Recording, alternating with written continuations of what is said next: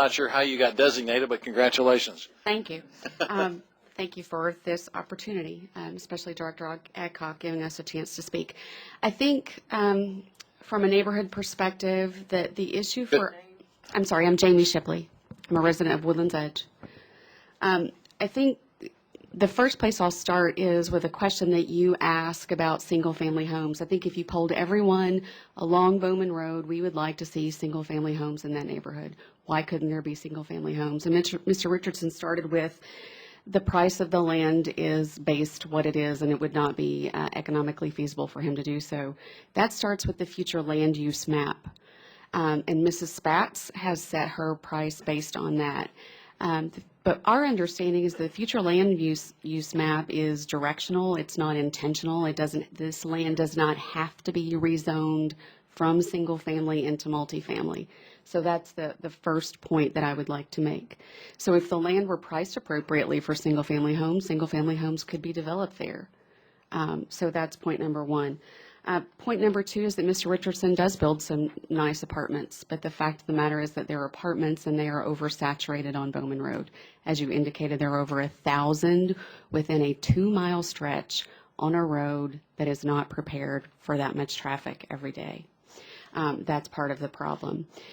We heard some discussion about Plan A versus Plan B. My concern all along is that Plan B was never brought before anybody. It was brought up at the last minute in a neighborhood meeting, and I think the intent was to create confusion in the neighborhood.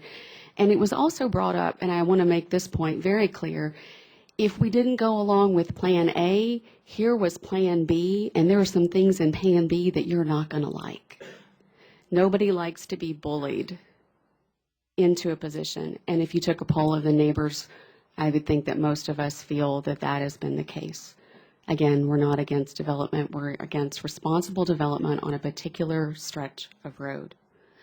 Another point that came up tonight were these 85-foot lots that Mr. Richardson is willing to make accommodations for within this amended proposal. My question would be, who would be willing to pay for a Woodlands Edge lot that's right next to apartments and a commercial zone? And I think that's a valid question. So what happened to these 85-foot lots that he can't sell? Does he then come back before the Planning Commission and say, I can't sell these lots and I'd like to have them rezoned? Another point, and this, you all had quite a bit of discussion about this, whether or not our neighborhood POAs would sign off on any future changes. We weren't well represented by our POAs, neither Woodlands Edge nor Brody Creek. We didn't know about this for months. We found out about it exactly 2 days before the Planning Commission meeting. The Woodlands Edge POA in particular has not even allowed us to have a vote again to see what the neighborhood input is. They decided unilaterally and without input from the neighborhood. So I'm not sure what good having the POAs sign off on anything does for the residents of the neighborhood. As I understand it from having an attorney review it, one person controls 51% of the vote for Woodlands Edge. We could protest it all day long and it wouldn't make any difference. So that doesn't offer any protection for us. So for anybody who was swayed by that point, it doesn't help us. Some people think the roundabout's a good idea.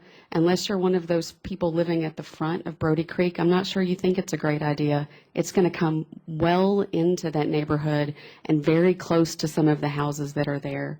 It helps us exit. It doesn't do anything about the other traffic, as Director Wyrick mentioned. And that backup is frequent. That's not a one-off. I'm not sure when these traffic studies were done, and I'm not sure that they take into account the additional apartments that are currently under development, as well as the additional development that's undertaken on Colonel Glenn, where you have much more commercial development than you had previously. I'm not sure how much is left on my time. Is this my little 44-second warning? So for us, the issue is keep it single-family homes. It does not have to be rezoned to multifamily, no matter what the land use map says. We can put Mr. Richardson's fears to rest for maintaining the property value of his apartments if we do that. If there's a single-family development there, if we maintain his single-family homes, he doesn't have to worry about that. So we've protected his development and we've protected ours. His apartments are glitzy and they have lots of nice things, but we have nice things in our neighborhood too. We have walking trails and we have families and we pay property taxes and our kids go to the schools. All of those things we have. We have a clubhouse and we have a pool. Thank you.